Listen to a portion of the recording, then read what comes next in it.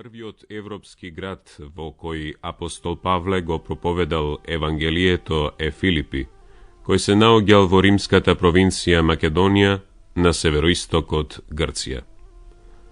Павле таму основал црква за време на неговото второ мисионерско патување, види Дела, глава 16, од 12 до 40 стих.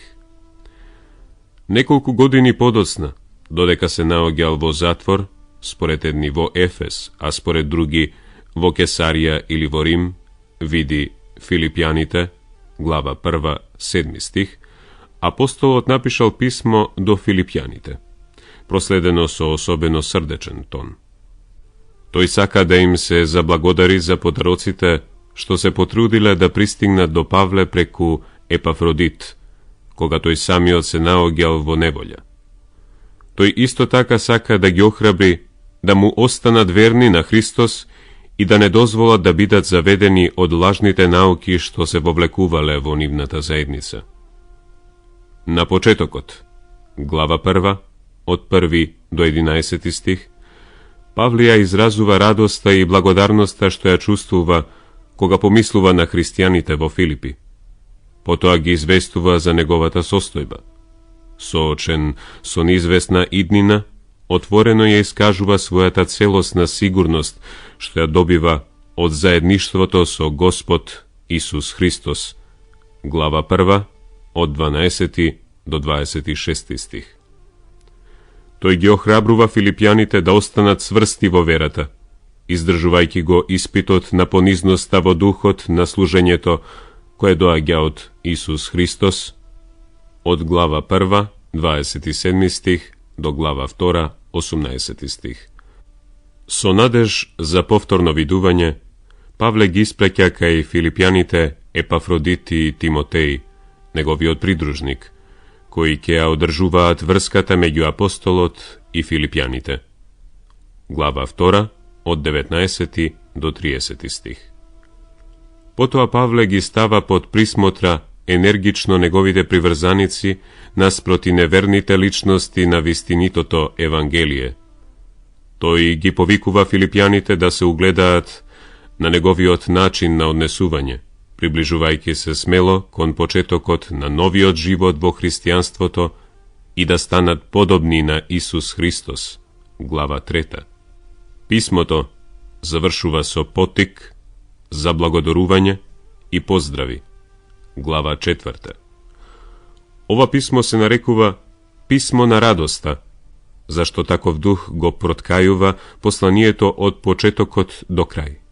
Оваа радост е поврзана со верата во Христос, чие дело се прославува во химната, односно славословот, во глава 2, од 6 до 11 стих. Послание до филипјаните. Глава 1. Поздрав. Павле и Тимотеј, слуги на Исус Христос, до сите свети во Христос Исус, што се во Филипи со епископите и ѓаконите. Благодат и мир вам од Бог, Отецот наш и од Господ Исус Христос. Молитвата на Павле за христијаните во Филипи. Му благодарам на мојот Бог секогаш кога си спомнувам за вас. Во секоја моја молитва се молам со радост за сите вас, заради вашето учество во Евангелието од првиот ден, па се до сега. Уверен во тоа дека оној кој го започна во вас доброто дело, ќе го доврши се до денот на Исус Христос. И право е да го мислам тоа за сите вас, зашто секогаш ве носам во срце, и кога сум во окови, и кога го бранам и утврдувам Евангелието, бидејќи сите вие сте мои соучесници во благодатта. Бог ми е сведок колку многу копнеам по сите вас со милосрдноста на Исус Христос. И се молам вашата љубов се повеќе и повеќе да изобилува преку познанието и разбирањето на се, за да можете да го разпознавате најдоброто, та да бидете чисти и безпрекорни во денот на Христос, полни со плодот на праведноста, кој е преку Исус Христос, za slava i pohvalba na Boga. Životot je Hristos. Sakam, braća, da znajete, дека тие работи што ми се случија придонесоа за поголем успех на Евангелието. Така што во целата преторија и меѓу сите други стана познато дека сум во окови за Христос. И дека повеќето од браќата во Господ, поттикнати од моите окови, се осмелија без страв да го проповедаат Словото Божјо. Некои навистина од зависти и желби за кавга, а други од добра волја го проповедаа Христос. Едни го проповедаат Христос од љубов, знаејќи дека јас сум поставен да го бранам Евангелието. А другите имаат желба да се препираат неискрено, мислејќи дека ја наголемуваат тежината на моите окови. Другите пак проповедаат од љубов, знаејќи дека јас сум поставен да го бранам Евангелието. Зашто знам дека тоа ќе ми послужи за спасение со вашата молитва и преку дејството на Духот на Исус Христос, како што очекувам со нетрпение и се надевам дека во ништо нема да се посрамам, но со сета моја храброст, како секогаш, така и сега, ќе се возвеличи Христос во моето тело, било со живот, било со смрт. За мене да се живее, значи Христос, а да се умре придобивка. Ако пак живеењето мое во тело ми придонесува плод на делото, тогаш што да одберам не знам. Измачуван сум и од едното и од другото. Сакам да заминам и да бидам со Христос, бидејќи тоа е многу подобро, но да останам во телото е попотребно за вас. Уверен во тоа, знам дека ќе останам и ќе пребивам со сите вас за ваш напредок и радост на верата. Та пофалбата ваша во Христос Исус да се умножува преку мене, кога повторно ќе дојдам кај вас. Живејте самодостојно за Христовото Евангелие, та ако дојдам и ве видам или пак во отсуство слушнам за вас дека стоите во еден дух, борејќи се еднодушно за верата на Евангелието, и во ништо не се плашите од противниците, тоа е знак за нивната погибел, а за вашето спасение, и тоа е од Бога. Зашто вам ви се даде дар поради Христос, не само да верувате во Него, туку и да страдате за Него, борејќи се со истата борба, каква што видовте во мене и сега слушате за мене. Глава 2. Сакам да знаете во каква голема борба сум заради вас и заради оние што се во Лаодикија и во Јерапол, и поради сите кои не ме видоа лично. Нека се охрабрат срцата нивни, та соединети во љубов во секое богатство, со потполно разбирање да ја познаат тајната на Бога и Отецот и на Христос, во кого се скриени сите сокровишта на мудроста и знаењето. А ова ви го велам за да не ви измами некој со лукави зборови, зашто макар и да сум отсутен со телото, со духот сум при вас, радувајќи се и гледајте го вашиот ред и цврстината на вашата вера во Христос. Исполнетост со животот во Христос.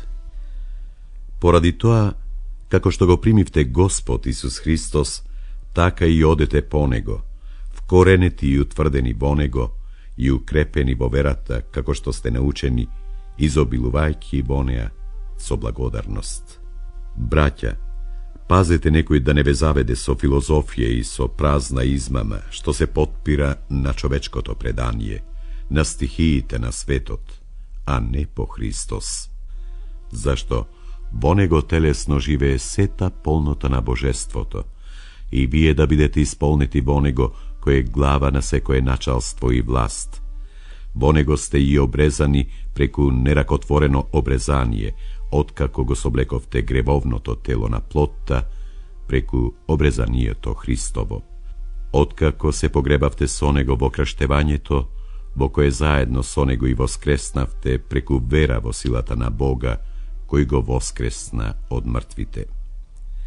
И вас, кои бевте мртви во гребовите и во необрезанието на вашето тело, тој заедно со него ве оживи, простувајќи ви ги сите гребови, извршувајќи го ракописаниот закон, кој со своите прописи стана наш непријател, кого тој го зеде од средината и го прикова на крстот.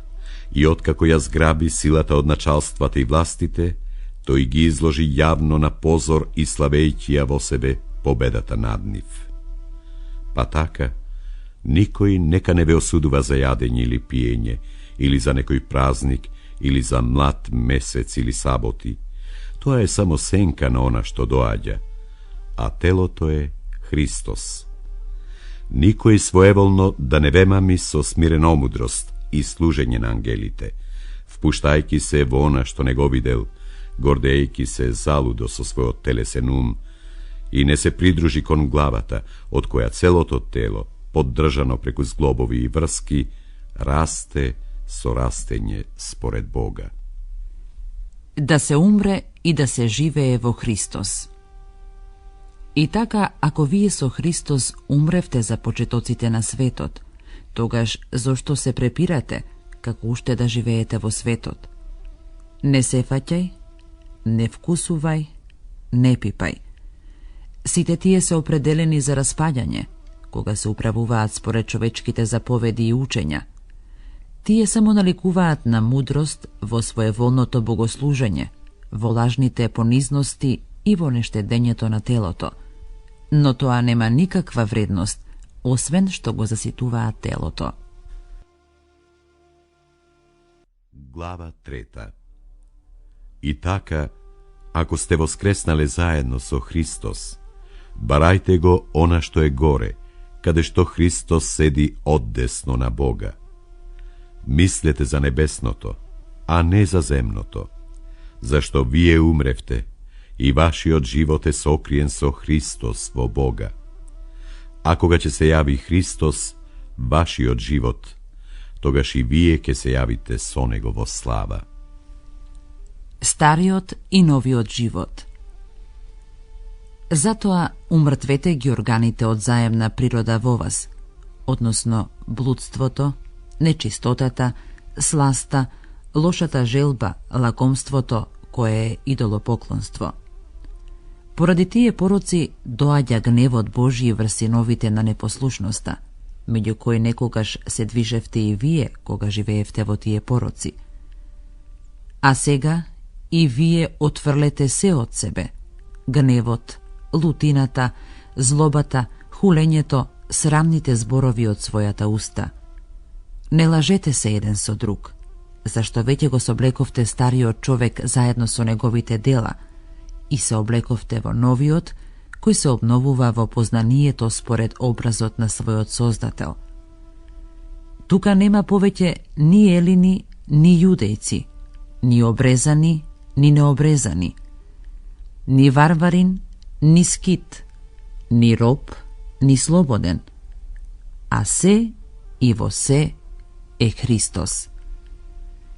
И така како избраници Божји, свети и возлюбени, облечете се во милосредност, доброта, смиреност, кротост и долготрпеливост. Трпете се еден со друг и проштевајте си. Ако некој има поплака на некого, како што Христос ви прости, така и вие направете. А на сето тоа, облечете се во љубов, која се сврзува во совршенство. И мир Божји да владее во срцата ваши, зашто сте повикани во едно тело и бидете благодарни. Словото Христово изобилно нека се всели во вас, во секоја мудрост да се учите и да се советувате еден друг со псалми и химни и со духовни песни, пејќи му на Господ со благодарност во срцата ваши. И се што правите со збор или со дело, правете го во името на Господ Исус Христос, благодарејќи му преку Него на Бога и Отецот. Лични односи во новиот живот. Вие, жените, покорувајте им се на мажите своји, како што прилега во името на Господ. Вие, мажите, сакајте ги жените своји и не огорчувајте ги. Деца, на родителите своји бидете им послушни во се, зашто тоа му е благоугодно на Господ. Татковци, не дразнете ги децата своји, за да не паѓаат со духот. Вие, слуги, во се бидете им послушни на своите земни господари по тело. Слугувајте им не само пред очи, како оние што сакаат да се умилкуваат на луѓето, туку во простота на срцето, со страхопочит кон Бога. И се што правите, правете го од душата, како за Господ, а не за луѓе, знаејќи дека како награда ќе добиете од Господ наследство, бидејќи на Господ Христос му служите. А кој врши неправда, ќе добие според неправдата своја и нема да има пристрасност. Глава 4. Вие, господари, бидете справедливи спрема слугите своји и давајте им го она што е правично, зашто знаете дека и вие имате Господар на небесата. Препораки. Бидете постојани во молитвата, бидете бодри во неа со благодарност. Молете се исто така и за нас, за да ни ја отвори Бог вратата на проповедта да ја разгласуваме Христовата тајна, поради која сум и во окови, та да ја откријам како што треба да зборувам. Спрема надворешните, однесувајте се благоразумно, ползувајќи го времето. Зборот ваш секогаш да биде благодатен, зачинет со сол, за да знаете како треба на секого да му одговарате. Последни поздрави. Што се однесува до мене, се ќе ви соопшти Тихик, љубениот брат и верен служител и соработник во Господ, кого нарочно поради тоа го испратив кај вас, за да разбере како сте и да ви ги утеши срцата ваши. Заедно со Онисим, верниот и омилен наш брат, кој е од вас, тие ќе ви раскажат се што станува овде. Ве поздравува Аристарх, кој е затворен со мене, и Марко, внукот на Варнава, за кого добивте заповед. Ако дојде кај вас, примете го. Исто така и Исус, наречен Јуст. Тие се од обрезаните и единствени сотрудници за Царството Божјо, кои ми беа утеха. Ве поздравува од вашите Епафрас, служител на Исус Христос, кој секогаш во молитвите свој се грижи да бидете совршени и исполнети со секаква волја Божја. Сведочам за него дека тој има голема ревност и грижа за вас и за оние што се во Лаодикија и Јерапол. Ве поздравува Лука, возлюбениот лекар, и Димас. Поздравете ги браќата во Лаодикија и Нимфана и неговата домашна црква. Откако ова послание ќе биде прочитано кај вас, потрудете се да биде прочитано и во Лаодикиската црква, а она од Лаодикија да го прочитате и вие.